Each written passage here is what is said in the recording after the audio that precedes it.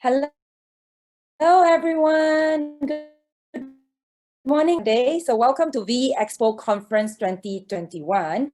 So today is our third day of our conference and it's also our last day of conference. So for today, we're actually having 3 more conference talk and 1 forum. Okay, so my name is Eva and I will be the moderator for today's English conference talk section now. Okay, so before we start, let me introduce the organizer.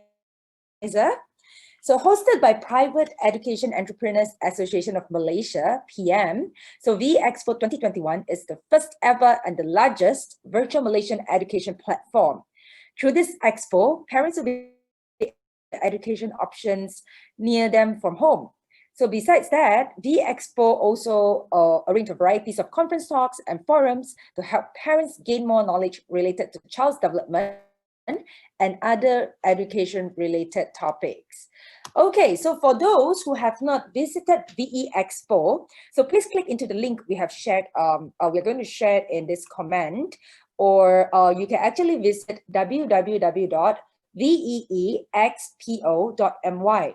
Okay, so once you have already go into that website, you can actually register yourself as a visitor, and you can come to this VEExpo main exhibition hall and click into different areas. Like, let's say if you click into the exhibition hall, you can actually visit different education booths.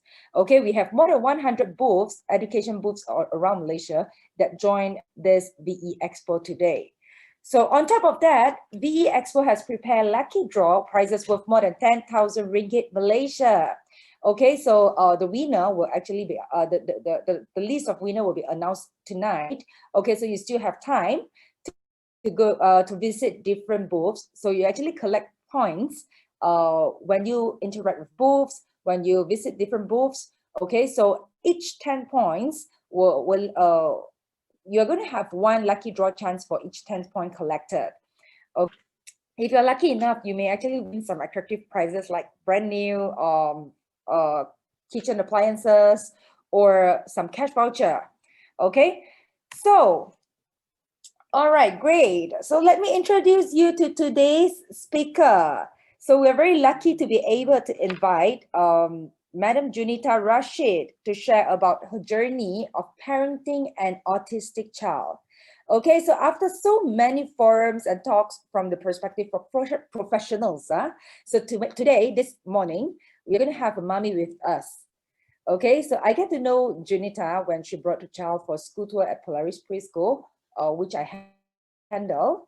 Okay, so from there, I get to know her story of her and her very beautiful son, Raul. Okay, so I can't wait to hear Junita to talk more, share more about her experience to handle Raul. Okay, so are you here today, Junita? Are you here now? Okay, just hold on. I think we have some. Okay, so maybe Junita has already dropped out of the line. Okay, so maybe we are going to wait for Junita to come back up. Just give us a moment, okay?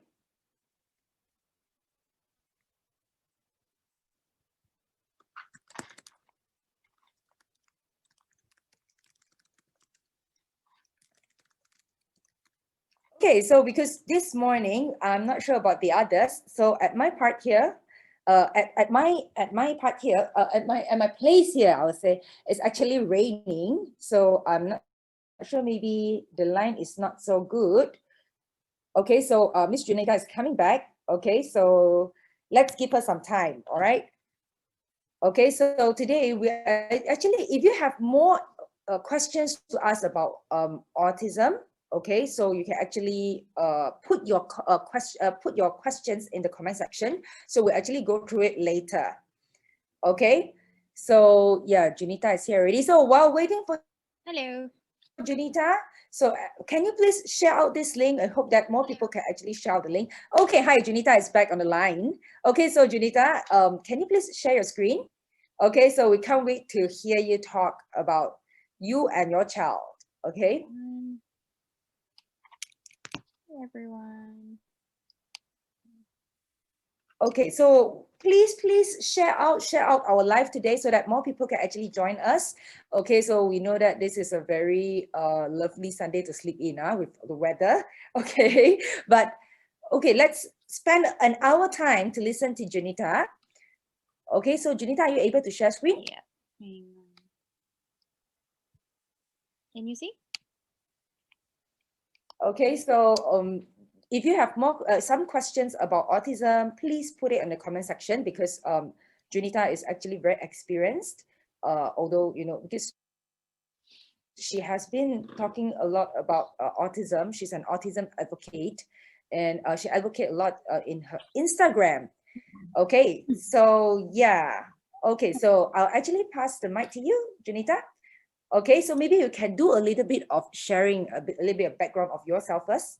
Hi everyone. Thanks Eva for inviting me here and also passing the mic over. So a little background about myself is my name is Junita, so you can call me June.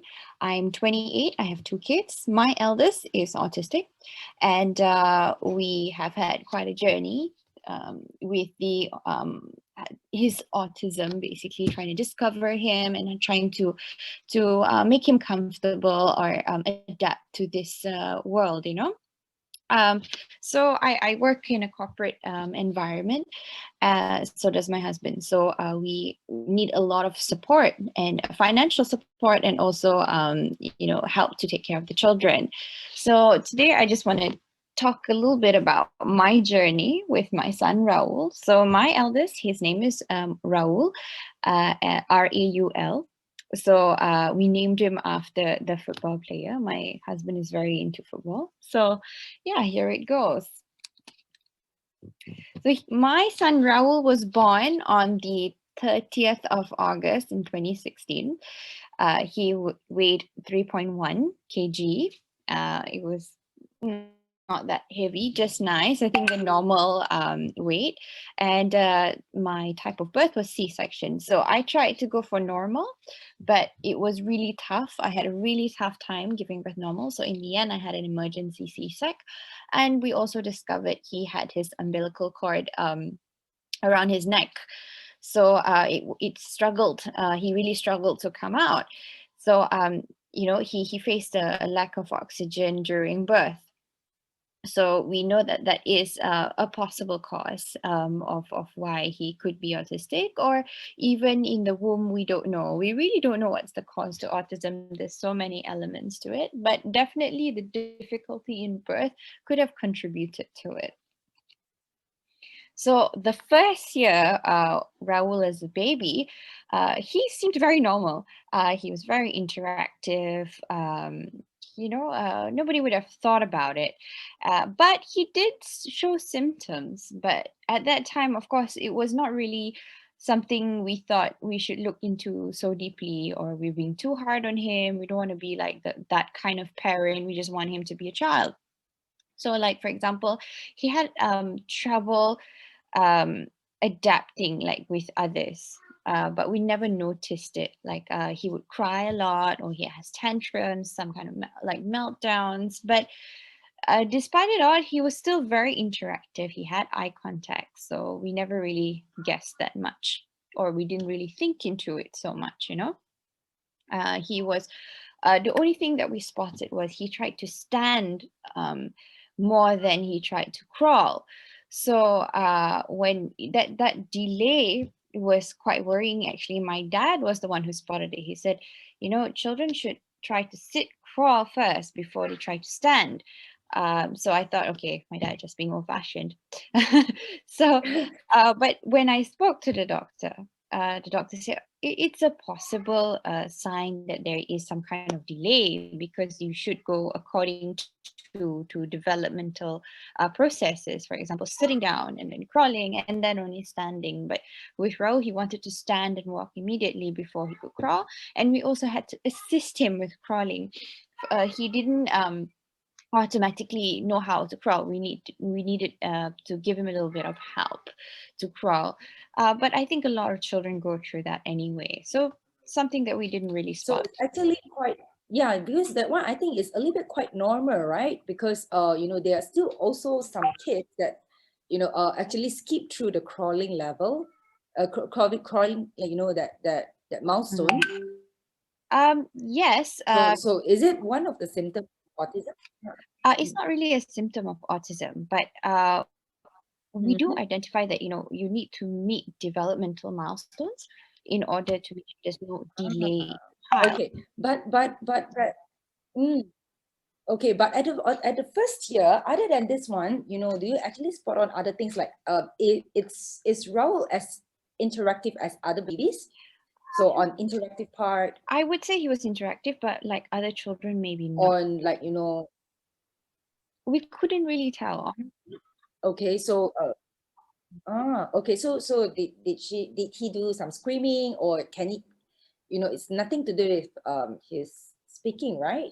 Oh yeah, he didn't It's have just speech. you know, So he wasn't uh, point he did point actually at one point. So there were a lot of things that we couldn't really guess because he did wave at one point, and then he did point at one point, and he was interactive, he looked at us, he gave eye contact.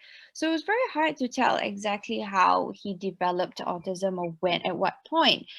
But yeah, the first year was okay for us. I mean, we managed well, we didn't really think too much into it. Yes, okay. he regressed after 18 months. To be honest, in my opinion, he regressed after the MMR vaccination.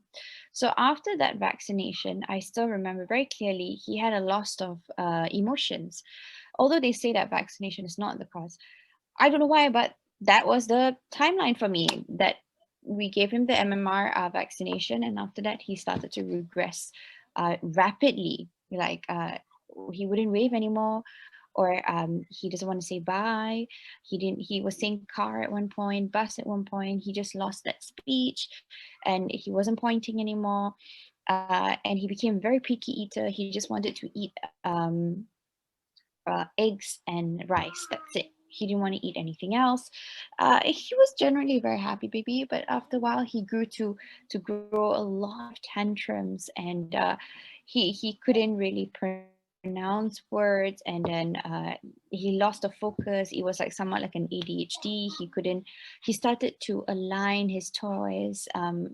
So in a straight line. So those were kind of the signs of it. Like uh, just about 18 months, that's when he regressed. So Raul was one of those that regressed really quickly.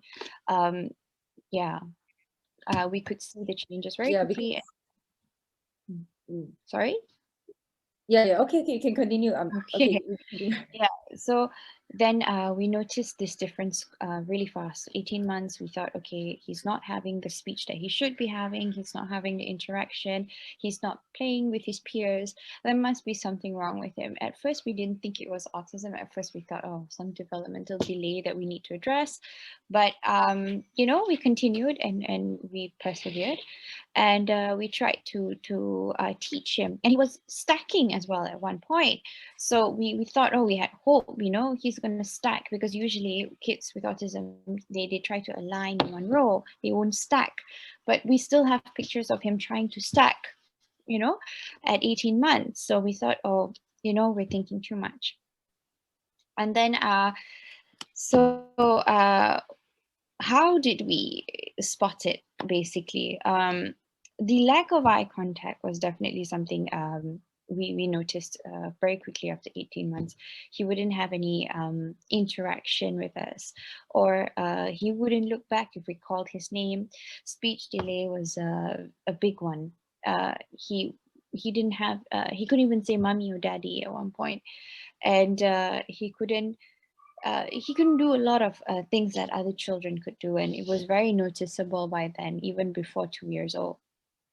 Uh, Lack of response, he didn't respond to his name, and he wanted to play on his own. He was very much into his own world, and people, he couldn't transition from one activity to another. We couldn't reason with him. It was becoming very difficult as a parent to deal with Raul, and we really needed to get diagnosed, like what's going on with him. He wouldn't even interact with his grandparents. He just wanted his father and me. That's it. It was quite tough. So we started with so my in-law, they have a contact in SJMC who is a neurological developmental psychiatrist, something like that, basically in a neurology for children. So she spotted it and she said, this is definitely autism. But you need a developmental psychiatrist to diagnose Raul properly, to find out what is going on, or what is the level of autism he's facing. So the doctor in SJMC actually told me that Raul looked very severe, and she said that he wouldn't be able to take instructions. He wouldn't even be able to bake a cake until he's in his teens. So with that shock in mind, I decided I needed to know more. I think Malaysia doesn't have what we need. So I tried to actually, at first, I tried to contact a lot of people because I wanted to get a proper diagnosis for Raul, a developmental psychiatrist. And I called Dr. Rajni. I called so many of the top developmental psychiatrists you can name, and all of them rejected. And they said that the waiting list is about 2 years. So I thought, wow, my son is going to just delay another 2 years, and that's it. And Malaysia was not going to accommodate. So okay, I tried Singapore. Singapore was also open to take Raul. They gave me a 1 month waiting in line, and also I called Melbourne. Melbourne returned the call and said Royal Children's Hospital said I can give you a slot in October. At that time was August, end of August. So I said, okay, I'm gonna go with Melbourne. So we did. We took a flight there, and because my sister-in-law lives in Melbourne, so I thought that would be nice for us to go to Melbourne and get a professional to really look into Raul and help him. So we stayed there for about 2 weeks. We did a lot of tests. Royal Melbourne Children's Hospital was amazing. I was in awe about how prepared they were with special children, and they did tests like Fragile X, all kinds of tests to see if there's anything wrong with his chromosome, what kind of special child is he. And one thing I learned in Melbourne is that we cannot categorize these children as mild to moderate, moderate to severe, you know, because they taught me that all the spectrum is so large. The autism spectrum is so large, and they are all skilled in their own ways. If we're going to just do the Asian labeling of, oh, you are an A student, B student with autism, I think we're just limiting them. So they taught me to say, look, Raul is autistic, whether he's mild, moderate, we can always, from severe, he can become mild.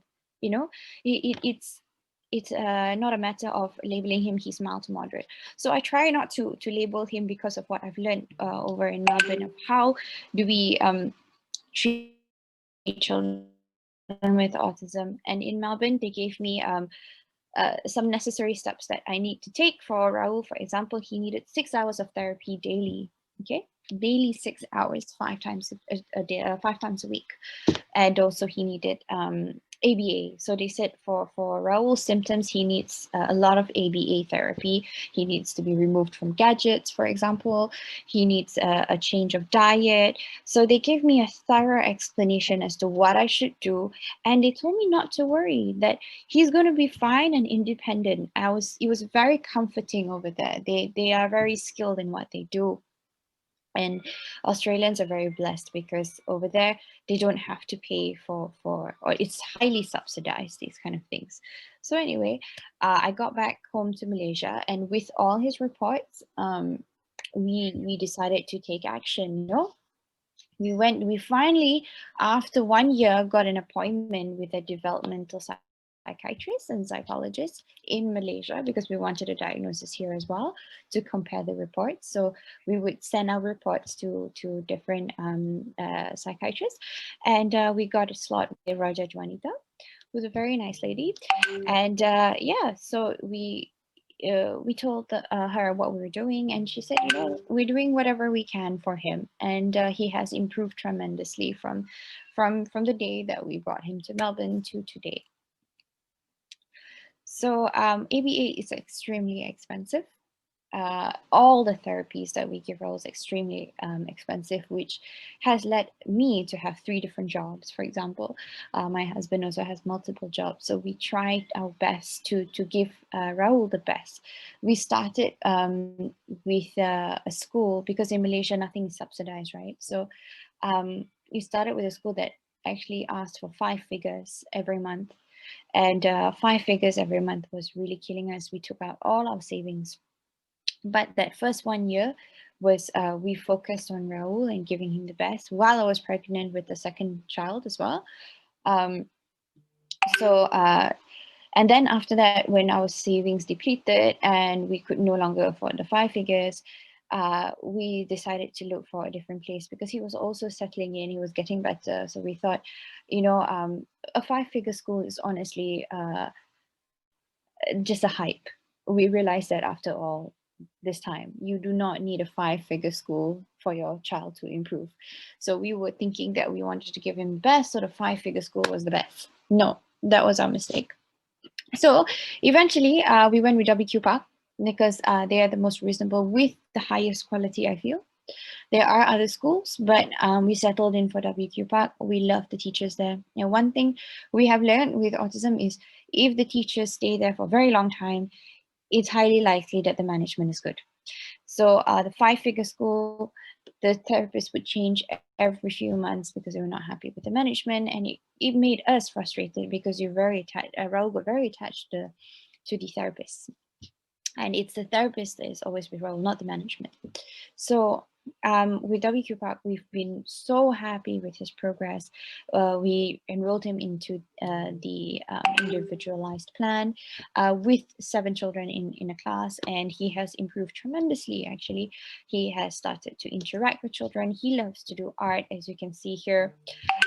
He's really into his playing with art and textures. He's really into sensory plays. He loves it. Yeah. So what did I do for Raul, basically? After going through the whole 6 months of trying to get the right diagnosis, after going through different kinds of books, so I was obsessed with reading about autism to understand what exactly is autism, how do we help him, and how is the body functioning, so that I can help him better. So I focused on the right therapy for all. So when I say a right therapy, is there's so many therapies out there. It's really important you get it right. So ABA, 1-to-1 ABA was really important for Raul. He couldn't do ABA with many children because he needed that 1-to-1 in order to improve. Another one was hippotherapy. So hippotherapy is really good. I cannot stress this more. It really activates so much of him. And because he is so energized, hippotherapy helps calm him down. Okay, it really does. Hydrotherapy, Raul loves it. It calms him down. And it, you know, every time you push your child to have more skills, you know, and hydrotherapy was one of them that helped Raul a new skill. He's learning more things. Speech therapy, of course, is very important. He needs to grow more speech. That has definitely helped him craft out a whole sentence. For example, I want a cookie, he'll come to me, or I want orange, or I want orange juice. Yes, he speaks in a little sing-songy tone, but for me, I'm very grateful that he is able to speak well, or he's able to express. That's very important. Expressing is part of speech therapy. Proper diet. So I removed dairy from his food, and that was a significant improvement, especially when I removed cheese, milk, all this. And also his milk that he drinks at night is plant-based. It stopped all his meltdowns. Honestly, 70% drop in meltdowns. So definitely casein free. No goat's milk, nothing. It's casein, plant-based, basically. We reduced sugar a lot. So we still do let him be a child and have sugar, but when he has sugar, then he will be extra active, and we have to deal with it. There will be some meltdowns going on. So gluten as well. When we reduce gluten, we focus on beef broth kind of food, very healthy kind of food. You can even think about like pantang kind of food. Yes, that kind of food really helps with reducing meltdowns and increasing focus, and they will have less symptoms. They won't be flapping their hands, things like that. So diet is extremely important. Organic food is definitely a must. There is a difference when you give non-organic and organic food. You can try it yourself. You will see the difference. Balanced diet. So the focus is always to detox Raul. So we give him like uh, a few different kinds like probiotics, Brussels sprout powder. We mix that in his food so that he can detox effectively, basically. His body needs to detox from metals. So we even did a metal test to see what's in his blood type. He has high in mercury. We don't even know how. So, these kind of things are really good to do. Like, do proper tests on your children to find out what's in his blood work so that we know what to do with him. So vitamins and probiotics. So yes, I do give him a lot of vitamins. Although food has good vitamins, I must admit, but I do substitute with broad spectrum kind of vitamins. I buy broad spectrum from US, so my brother ships it over to me. My brother lives in LA, and that has helped him a lot. It really increases focus and reduces the symptoms. Most important is if you reduce the symptoms, he is able to perform better altogether. And to get the right dosage is extremely important. So probiotics are a must. They really help with the gut. The gut and the brain is like a connector. So when you are able to treat the gut well, you are able to function better as a human being. And the gut is basically, the source of everything in your body. So yes, the right dosage. So dosage that I give Raul is actually 10 billion CPU and above. He needs that much. Anyone with autism should have a 10 billion and above CPU probiotics in their system on a daily basis so that they can clear the gut. Yeah. So how is Raul now?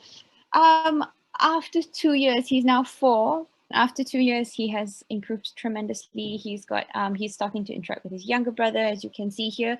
His younger brother is the big bully at home. So Raul takes in all the bully. He is okay.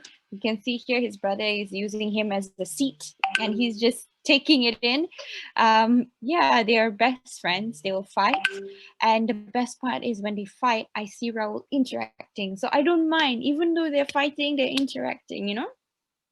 So yeah, and he's able to understand now and express himself much better. He's got much better eye contact. People are always impressed with his eye contact because he is able to hold a good amount of eye contact duration. He's able to socialize, although it's very tough. It's never going to be like the same as other children where they interact with each other. But he's able to be in a crowded room and sit with other children and take turns. That's most important. He has gained speech and he is able to read. Actually, he can read sentences. He's just shy sometimes. And we discovered this during his therapy that he can read. And he's gifted with memory and in music. He loves music. So if we play a tune, like let's say Mary Had a Little Lamb, he's able to memorize it. He can play it himself, and he doesn't. I don't know how he knows the chords. I don't know how he remembers it. Honestly, it's still a mystery to many of us. And yeah, he's definitely gifted in memory. He remembers things very quickly. He knows how to do his alphabets A to Z. He's okay. I mean, he's doing very well. He's able to interact and bond with his younger brother, as you can see. He's close to his younger brother and his cousin. Other than that, he takes time to adapt, basically. But he has no issues being in a crowded room, noisy. No issue. He has a lot of fun. He doesn't hurt other children. He's not aggressive. Yeah. Oh, where's the picture? Okay. missing picture. So with Raul, I forget about the things he can't do and focus on what he can do. Yeah. So I think that's the motto that I live by with Raul. That I make sure I look into the things that he is passionate about. He likes art. He likes music. So I focus on that. If he likes a sports, I'll focus on that. I'm not gonna tell him that you need to be able to get an A in math or whatever. I mean, academically, I have to be realistic. He's not going to excel in A, B, C, but he will excel in other things, you know. So I think that's definitely a motto I live by with raising Raul, is to focus on the things he can do, and forget about the things that he can't do. I want to focus on his strength rather than try to improve his weakness. I think that's definitely important for me. Yeah. So that's really all about my sharing for Raul. If you have any questions, please let me know. Yes, Mita, it's actually a great sharing, because seeing that, after this 20-25 minutes of your sharing, so I can actually imagine how much effort and how much research that you have already done, that right now, you're also one of the professional in, in this uh, autism. Okay, so you know so much. Okay, so I wouldn't say definitely we professional, have a lot of but questions. obsessed. Okay, so yeah, because just now on the last slide you actually mentioned that Raul actually likes music. Okay, and he has a very good memory, because from what I have already also researched a bit, because I also understand that autists, people with autism, okay, so they might have this develop this uneven learning skills of learning. I would say sometimes they have trouble with something, for example, communication. Okay, so for most of these autism people, they actually struggle with communication, but they're actually exceptionally good at some part, for example, music, or for example, memory or math. Okay, so because I actually work with some children who have, who also have autistic symptoms. So sometimes I am actually very impressed with their memories. Like just one time, I actually, tell them a story, and then he can actually mimic and actually memorize. Okay, so um like almost like around 80% of the autistic kids that I actually work with, okay, I actually encounter, they are really good in either like memory or like music. Okay, so yeah, so after this sharing, of course we have some Q&A. Okay, so and I'm very sure that Junita can help to answer some of this question. So from one of the audience, okay, she asked, what is MMR? You remember just now you actually mentioned about the injection. So what is the MMR vaccination, and is that necessary for all children? Okay, so MMR is actually measles, mumps, and rubella. It is absolutely necessary for your children. So in the 1970s, a lot of them did research on the MMR, saying that it had caused autism in children, but it was debunked. Meaning that they've got scientific research saying that it is not the cause of autism, but there are many people who are still believe that the MMR that is taken at 18 months for all children could be a cause. So my logic behind it is that, you see, in vaccinations they have a number of how to say, there's mercury in it. Okay, so mercury is a type of metal and it's a preservative for the vaccine, but it is still safe in a human body at a certain amount. So you see, the thing with children with autism is they're not able to detoxify things in their body, including metals. They need to sweat in order to detox metals in your body. So I believe that Raul was not able to detoxify metals in his body. So it's possible that the mercury stayed in his body, because when we did tests on him, his blood work, the mercury level in his body was really off the charts. And it's really weird. Where did he get the mercury? He doesn't really eat that much of fish. I mean, how much of a sardine could he eat, for example, to have mercury? So I honestly, personally think that it could be the vaccination that he took with a lot of mercury as a preservative in the vaccine that could have not been able to detox and cause that autoimmune problem, or the brain damage. I don't know. I cannot verify it. I mean, this is something you can't verify, but you can always have your own opinion, and your hunch is that, my hunch is that the MMR vaccine could have played a part in his symptoms. I don't know. So yeah, that's what MMR is, basically measles, mumps, and rubella. Okay. All right. Okay. A very good explanation. So today we also learned some terms. Okay. Especially those still are not married or not with children. So sometimes all this vaccination is actually not so familiar to them. Okay. So another question by Amir asking, so Junita, how do you actually handle with our own emotion when you first find out Raul is diagnosed with autism? It's more on like how you actually feel and react. Okay, so when I found out, I was you see, I'm a workaholic.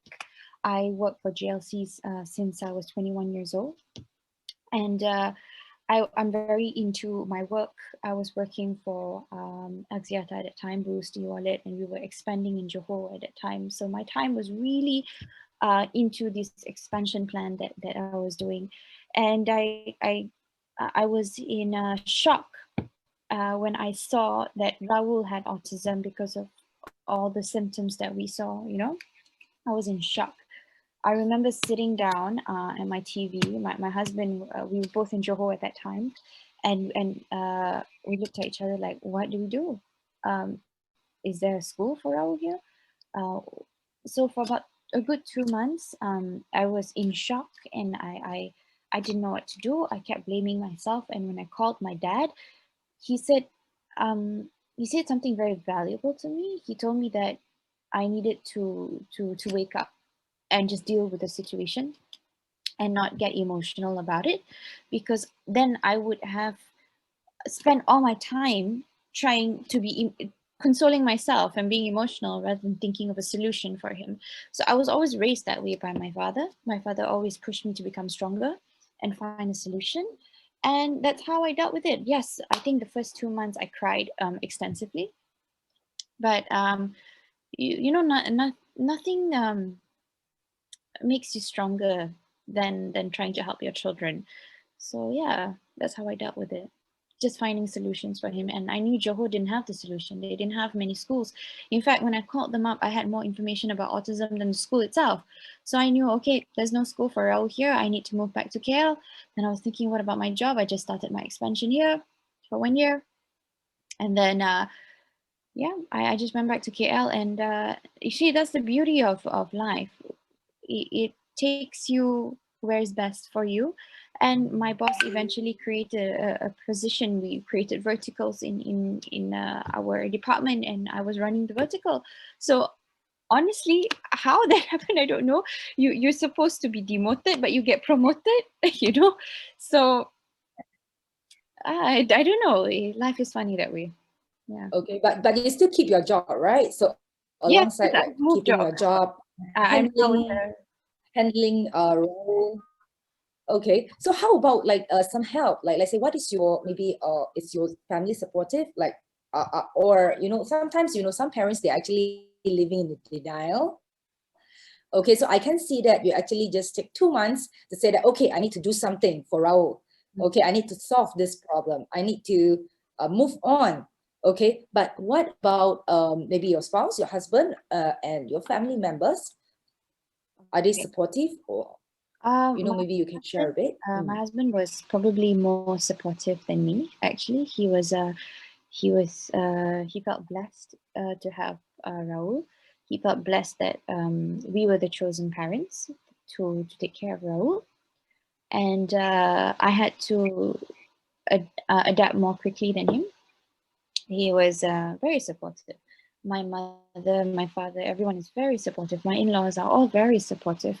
My mother takes care of both my kids, especially when I'm at work, and especially both of us working. My mother takes care of both the children, and my mom has a helper to help her deal with the kids.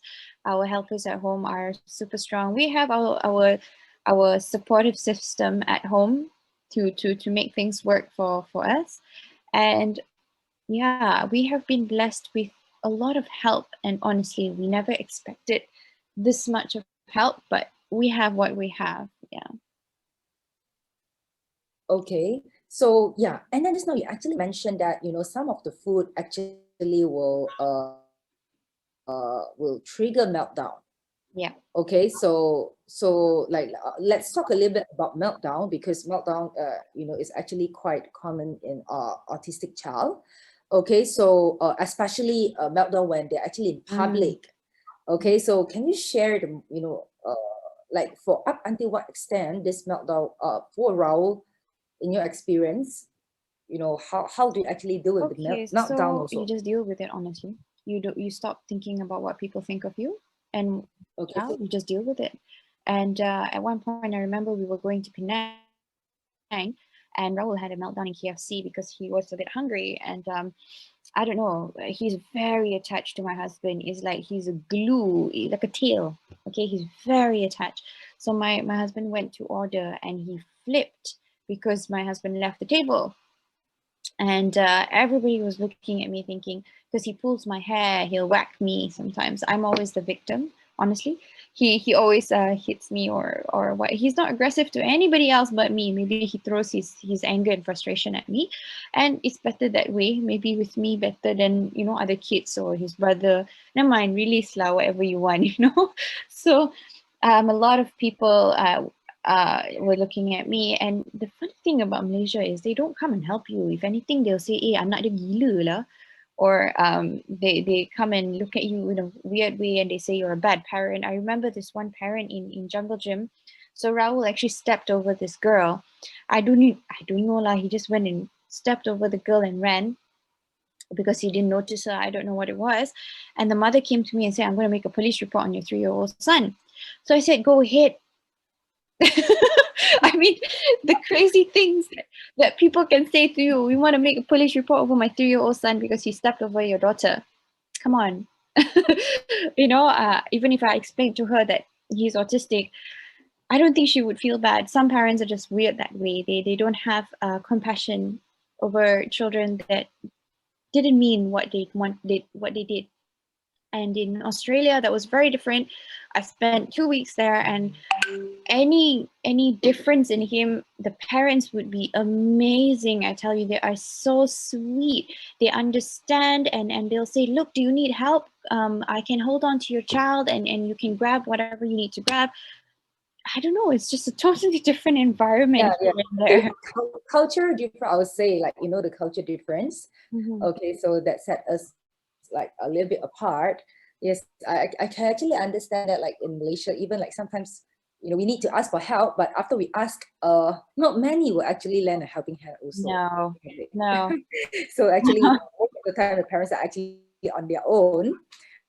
Okay, and still have to be judged, right? Yes. Okay, but I think that you actually don't take the public judgment as very importantly, or you do, or like let's say, or when you just first started dealing with an autistic child, when you're still not so familiar.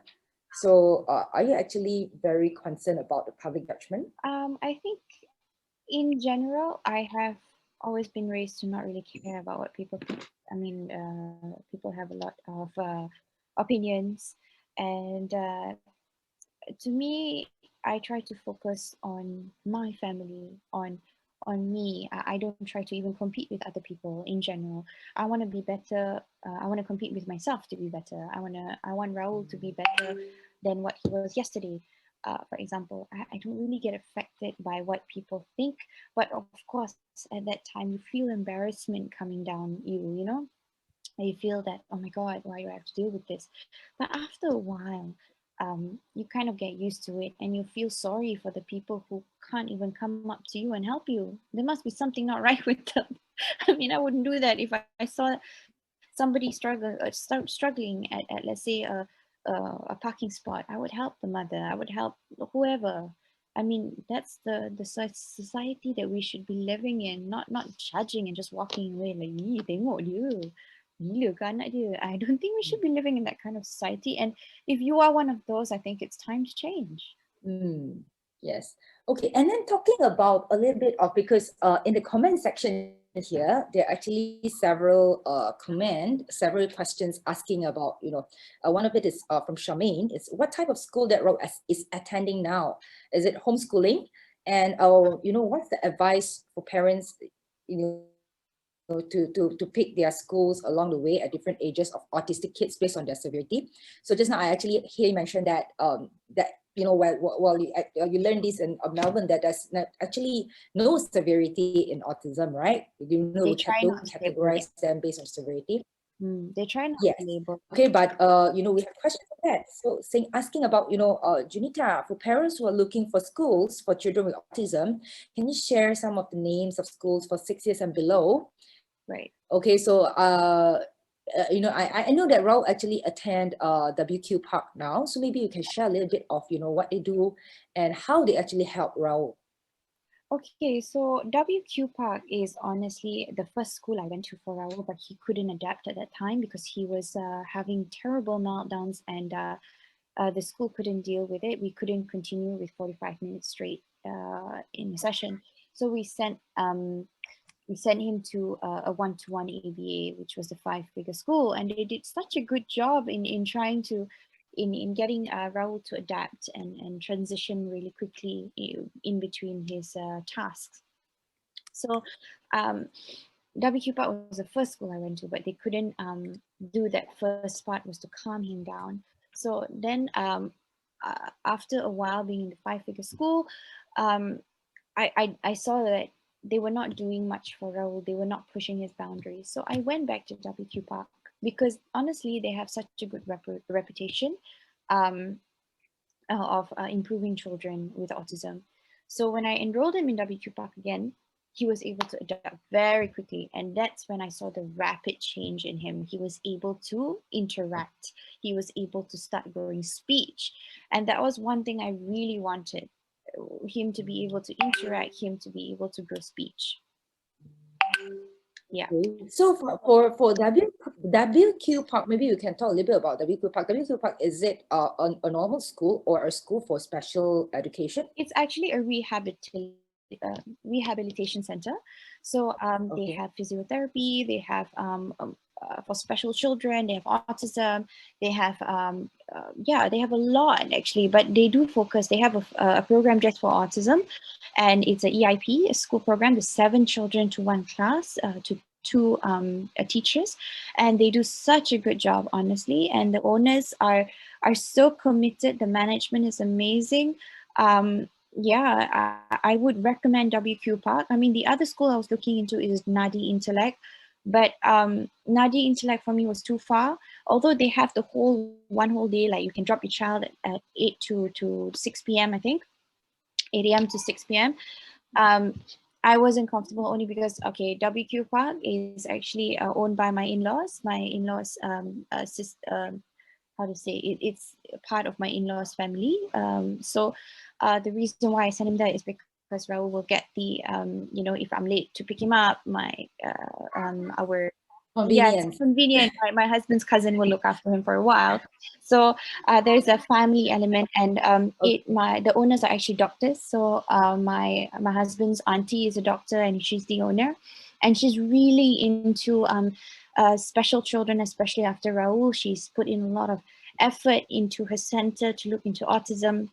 So I'm a bit more comfortable sending Raul there, and because many people also see the improvement in their children at WQ Park, because I think the management has taken a whole new turn to focus on their autism program. And they also have for Muslims, they have a Quranic program for autism. So that's one thing that you cannot find anywhere. I cannot find a school Okay. that is able to give a Quranic classes for autism. It's so hard. So WQ Park offers that, and I really wanted that for Raul because he can start reading already. Okay, so looking back at how we actually met a few months back. Okay, so because you told me that after 2 years of all this therapy and things like that, so actually the doctor actually suggests you to find a school for Raul to interact with. So can you Yeah. share a little bit about the decision to actually start putting Raul in a normal school, and what are the criteria of the school that you're looking at that you think is suitable for Raul? So when I spoke to WQFI, I said, look, I'm working most of the day. I'm thinking of transitioning Raul to a day school after, because they only do 9 to 1 o'clock, and then 2 to 5 o'clock, you see. And they also have one-to-one as well, hydrotherapy. So it's a one-stop center. They have a psychologist, they have hydrotherapy, they have occupational therapy, they have speech therapy, all in one center. So it's super convenient for me. But I need something where Raul is able to go for a full day, because Raul has home therapy as well for now. So I have two really wonderful therapists that will come to the house and do ABA one-to-one for 2 hours daily. So basically he has 9 to 1 and then 2 to 5. So I thought of replacing that with a school. Like for example, that's when I met you, Eva. So I was thinking of a school that has an inclusive program for autism, that is able to take in autistic children and also groom them. And also he has the environment of normal children, you know, of other children as well.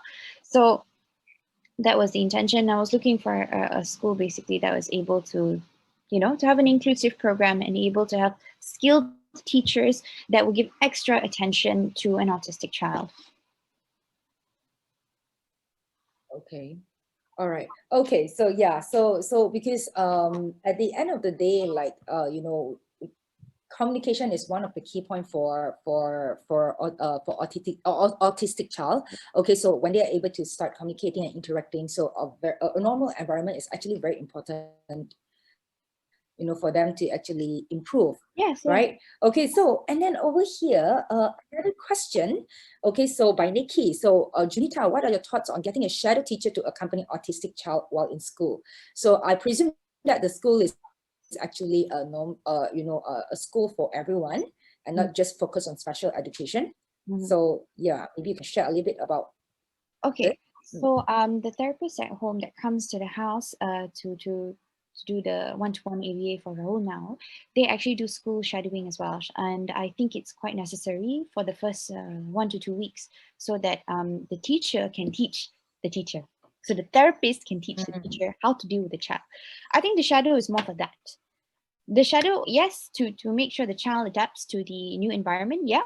But for me, I believe that the shadowing is very important for the teacher in school to understand the child via the therapist. So I think shadowing is quite necessary, at Okay. least that one. So okay, so you like, let's say for in your case, maybe for Raul, you're not going to think of a long-term shadow teacher, but just during the Correct. transition period. Correct. I think at least 1 month. Like Okay. the therapist we call, so there's Mark and Fiona.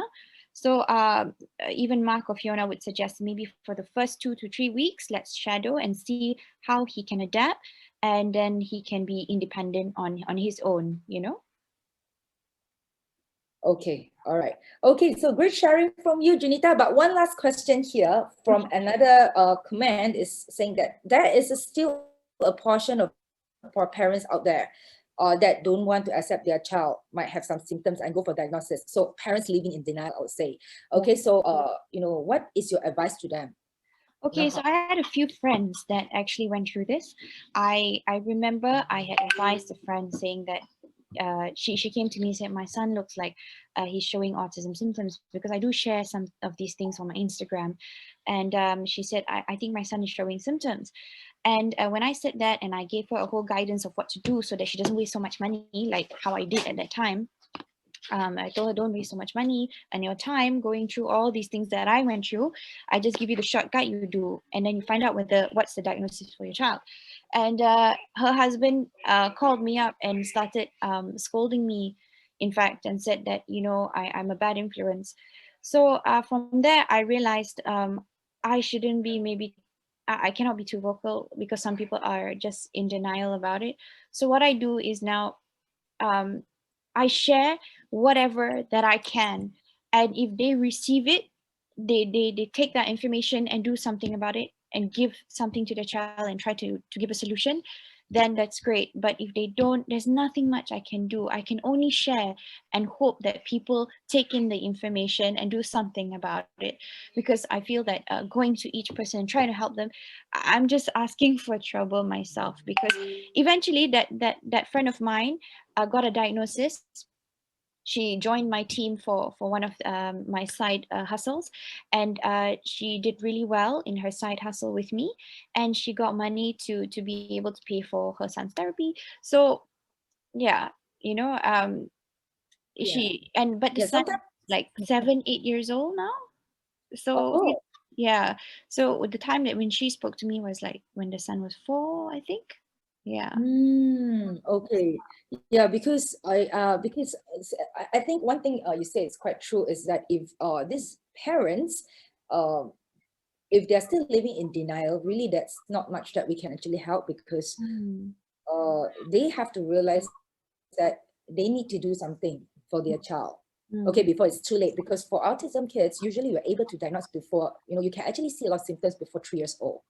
Yeah, Okay, so from man. 0 to 3. Yes. So from there, we can actually have early intervention already. For example, like your child, okay, after 2 years, going through different kind of therapy, so you can actually see a very good improvement. Okay, Yeah. so that's why early intervention is really, really important. So for parents out there, if you can actually check on some of these symptoms, okay, so online, even online, and then you can actually self-diagnose a bit before you still think that, okay, it's a little bit worrying, I have to get my child to get a proper diagnose. Okay, because I cannot stress enough that early intervention is very, very, very, very important for autism. Okay. It's so important. If you have the chance to just get a diagnosis for your child, if you feel that your child is not is showing symptoms, or is not developing or hitting milestones, there is no harm in going to check with a doctor or getting a diagnosis. Really, no harm. Nowadays, it's like 1 to 2 years to get a developmental psychiatrist to have a look at your child. So, there's no harm to book now.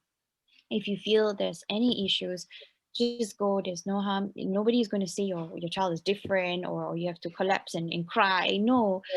Yes. No, it's really Yes. no pride Because issue here. because right now, yeah, and because there are actually more and more children are diagnosed with autism now than ever before. It's getting more and more.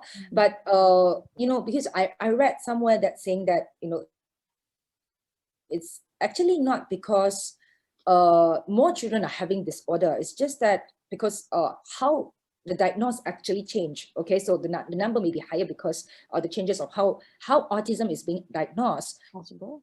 So I think it's actually it is actually okay to get help. Okay, so that your child actually can get better. Okay, so yeah, so really, really good 1 hour with you, Junita. Thank Okay, you a for very, very good sharing. And then we actually see from a perspective of family, a mom. Okay, instead of professional. Okay, so I think it is actually much more relevant, okay, for like some parents, or for some parents with children that they think that their child might be autistic. Okay, so to prep them on how they actually should uh, the mindset, okay, or how to get diagnosed and things like that. I think it's a very, very good sharing. Okay, so really happy to have you here today. Okay, so before we end, okay, so over here, okay, have I shared? Okay, so before we end, okay, because we have already come to the end of our conference session, because it's around 11:30 now. So once again, we'd like to thank Junita on your precious time to share, your knowledge and your experience with an autistic child.